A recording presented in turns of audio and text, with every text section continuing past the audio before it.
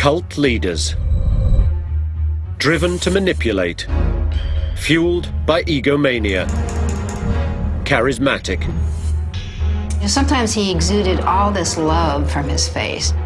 But beneath the allure can lurk danger. And he looked at me with shark eyes, just devoid of life. How do cult leaders control the minds of others? And which of them is most evil? A scale exists to measure the darkest corners of human behavior. It weighs the criminal mind and the crime.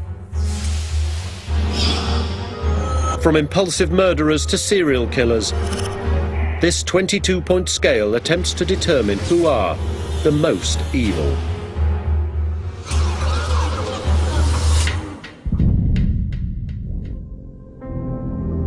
Cult leaders are driven by narcissism. They want to control others. Shoko Asahara convinced some of Japan's best and brightest to commit mass murder.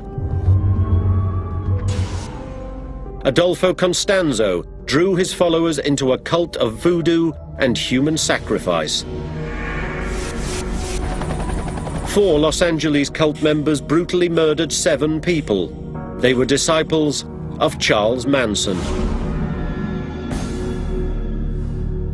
Fueled by overdeveloped egos, these cult leaders shaped their worlds in their own vision. They manipulated others to perform vicious acts. But where does the evil lie? Dr. Michael Stone of Columbia University created the 22-point scale of evil. It distinguishes between killers whose minds are overtaken by madness and those who are in control of their actions. To place each cult leader on his scale, Dr. Stone examines the cruelty of their acts and the evolution of their beliefs. He begins with Shoko Asahara. March the 20th, 1995.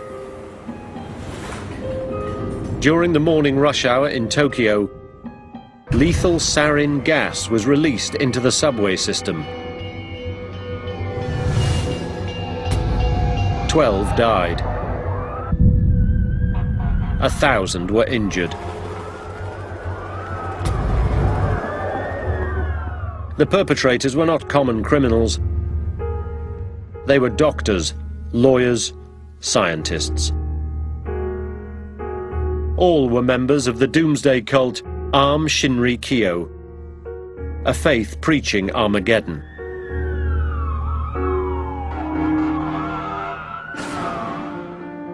The founder of this religion was Shoko Asahara, a partially blind, middle-aged former yoga instructor.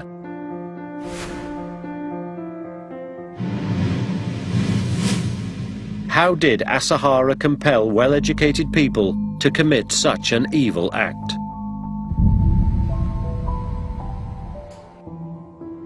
To inflict violence on such a massive scale, one must have a delusional view of the world and of his place in it.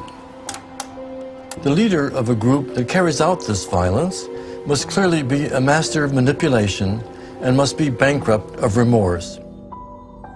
Mercifully, it is rare for one individual to possess both traits.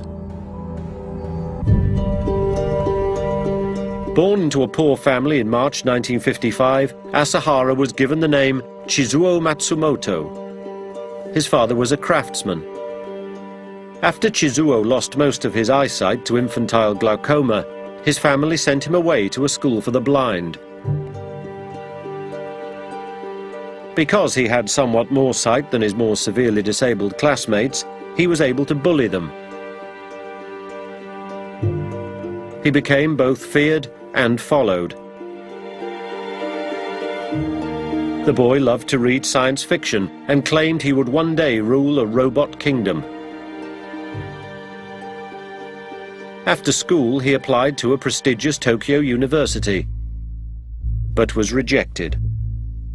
While Matsumoto's academic career had come to a close, he would soon flourish as the leader of a religious cult that included highly trained scientists. some of whom set about developing weapons of mass destruction.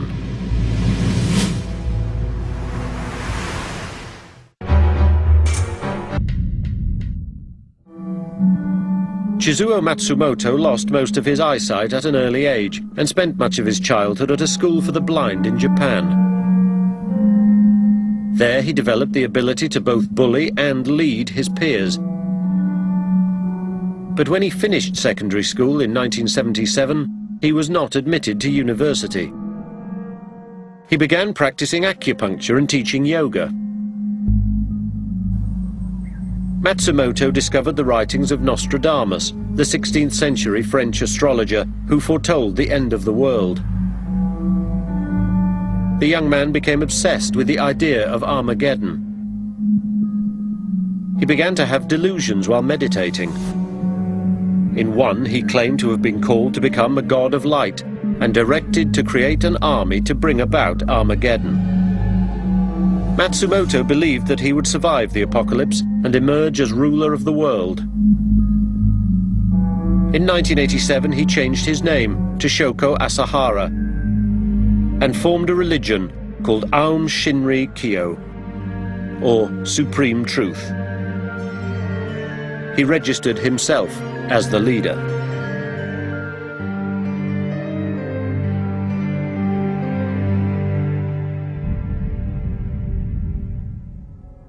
Asahara's visions appear to be the sign of a delusional disorder. The fact that he is a guru, yoga instructor, and therefore already in a position of authority, makes his delusions potentially more harmful to others. Asahara attracted new followers using persuasive videos that claimed he possessed godlike powers. He targeted intelligent but lost souls, among them scientists and engineers who were seeking meaning in their lives. He told them that if they followed him, they would find a path to salvation in a new world. But that world could only be created if this one was destroyed. By 1990, Asahara had recruited 5,000 adherents.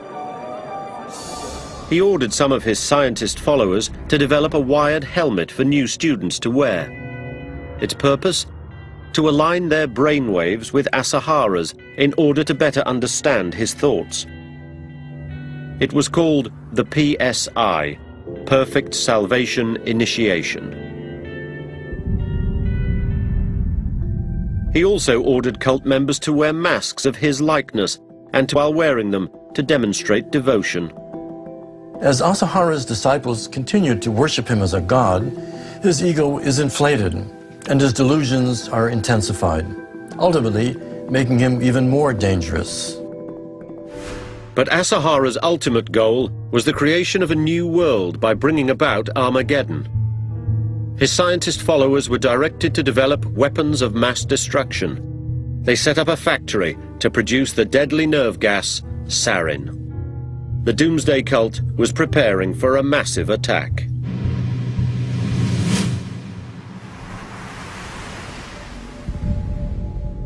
In 1995, Asahara ordered the release of the deadly sarin into the Tokyo subway. The March 20th attack killed 12 and wounded 1,000. He and his inner circle were arrested and charged with multiple counts of murder. Asahara expressed disappointment about the low death toll.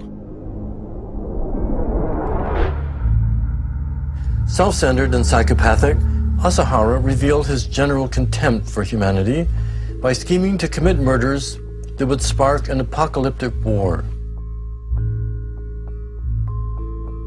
There was an extremely high level of evil in Asahara. His delusions, however, qualify as a form of mental illness. For that reason, I cannot place him at the highest level of my scale. Therefore, I place him at level 16, psychopaths committing multiple vicious acts with one or two extraordinarily vicious acts.